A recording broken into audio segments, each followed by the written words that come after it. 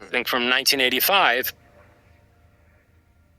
basically says that in the course of his astral projections, he discovered that we're living in a control system that is managed by entities who work for a demiurge that's harvesting us for what he called loosh. Mm-hmm. He said that we're in a loosh farm, that humans are being deliberately subjected to conditions that create extreme emotional states.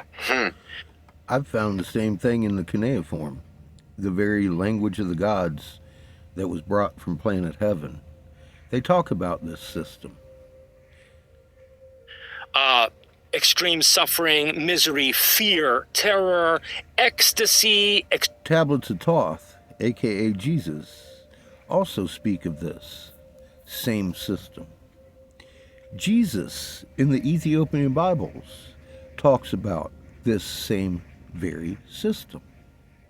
Extreme desire, pathological impulses, and these are all being used to basically generate a form of energy that they can harvest from the human soul. In order to lengthen their lives, because they came here from a different planet, they're under a different human resonance than planet Heaven, and it's affecting their biology. They had to come up with this solution. They're very intelligent beings.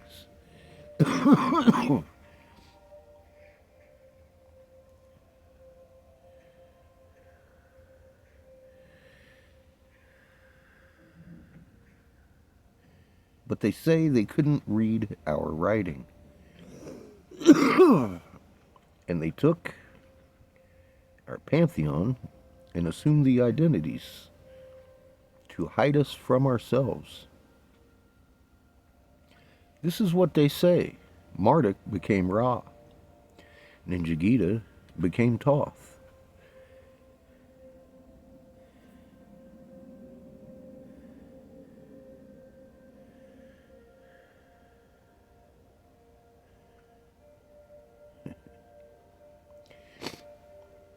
These machines work at a frequency of 1748 hertz. That little wheel right there, 1748 hertz. These elites have a picture of the torrid field around our planet and the frequency wheel of 1748 hertz. This is the frequency at which they fucking put their soul-sucking machine, because that's what frequency all atoms in existence work at. Imagine that. Too many coincidences.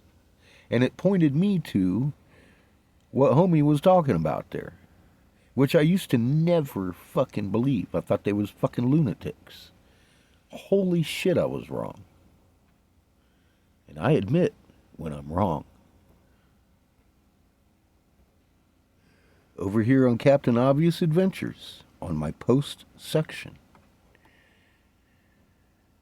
Before we even came to Michigan and discovered this massive site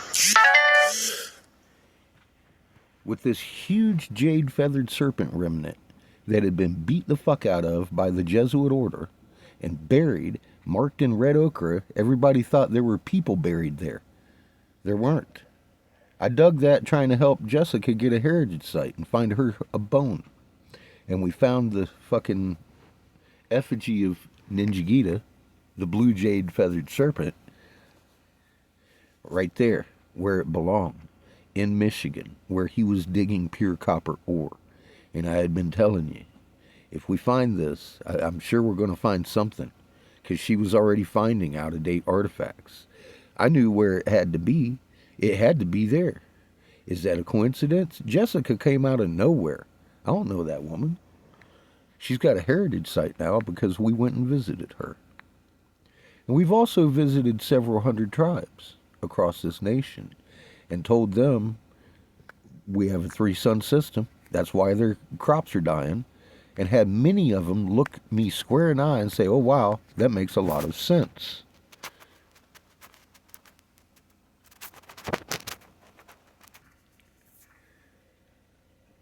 There's 3 of them right there. North Dakota tribes. There were 3 of them up there that gained up. They're the coalition of tribes up there. Gained up, joined up together and started making greenhouses. There's another tribe that made greenhouses after we came through. You see, there's a lot of them. Just right here. People were building greenhouses within the last few years since we've been on the road. Tell me that's a coincidence. People are listening because they have it in their itinerary and in their fucking old knowledge that we have 3 sons. And they returned from time to time and killed the crops. That's all I needed to do. Walk to the fucking door and tell them, and they were like, oh my God, I knew what to do. They built greenhouses. I didn't tell them to. They just fucking did it. And it's still going on. 6 days ago. Some of them know about the soul recycling stuff. I know some of them do because I've talked to some of them up in Utah about, oh, well, no wonder they fucking don't know. With Yahweh's family 4 times every fucking year. And they don't allow anybody into the ceremony. They say they're going down for religious reasons. And I don't care what you call it. You're going down there to meet with the people that are doing this to us. You're selling out. I am here to let you know that is not okay under my watch. Now here's where we come in. We've been fucking tracking this down for 4 years now on the road. I know the journey's getting old and fucking... At first I had people up there begging for me to leave the house and go do this. And I was like, okay, cool. Let's go do this. Well, now it's me and 3 or 4 other people that really fucking donate all the time. And I can't see how they donate so much. And nobody else even can put in $1. $1. It's honest to God, $1 to me, I'm like, oh my God, thank you so much. Because, I mean, if you're broke and you're a fucking normal person working in this world and you only got a couple bucks and you're going to give me $1, that shows me more dedication from you than anybody. Am I out here by myself with 3 or 4 people? Because 3 or 4 people isn't like really even worth going and doing this. We are here to do the things we're supposed to do as magnets. And I'm trying my damnedest. I have left the house. I'm working my ass off. I'm selling my soul every day out here, making sure that we're doing what we need to do instead of doing what I need to do to feed me. I'm accepting Creator's going to feed me. He's going to make it happen. And it has been. But it's really aggravating knowing that there's thousands of people just on this list of my channel. And we're out here struggling and waiting around for weeks. Weeks. We're sitting here waiting, having things to do. I know the universe is just putting me on a fucking hold, but it's also showing me nobody believes this. You're just looking at my channel for fucking entertainment. Some of you look at it for fucking news because you know I'm good and damn well accurate.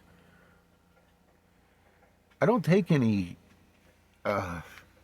corporate money. I'm a fucking whistleblower. I have wrecked my life the day I turned down the bunker that was to protect my son. Not only did I turn down the bunker, I turned down the lifestyle, the fucking talking to senators, the fucking money coming in. The stability in life that I had, gone. My entire world was upside down. Is that anybody's fault? Mine. Mine for making the right decision. And I sleep well every night because of it. Am I complaining? No. I'm pointing out a fact. There doesn't seem any support, very little, from very few people. And I'm wondering why. Why is it like this? I don't have an answer for that. Because as a human being, knowing, and I've got, if this place didn't exist, it wouldn't be true. I found that place exactly where it belonged, and I am probably the staunchest fucking critic of this shit that ever existed until I just kept finding proof that it exists.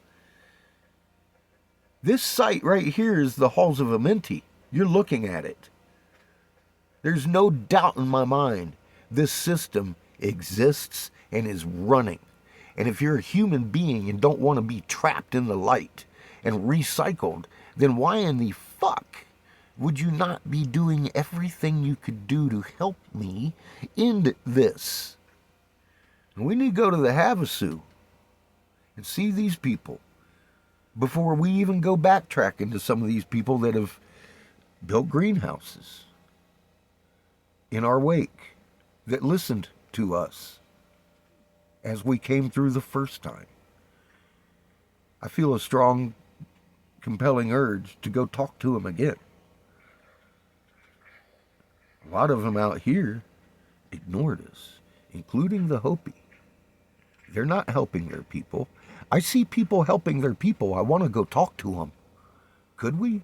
I don't know. I would like to see if we could do it without the people that always donate, and see if anybody else could throw $1 into the gas. I've got 9,000 people. There's 300 and some people going to watch this video before the end of the day.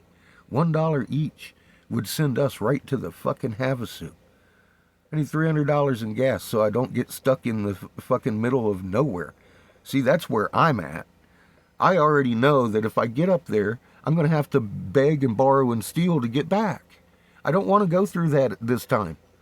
I'm sitting here until I'm sure we can make it back ourselves without any trouble.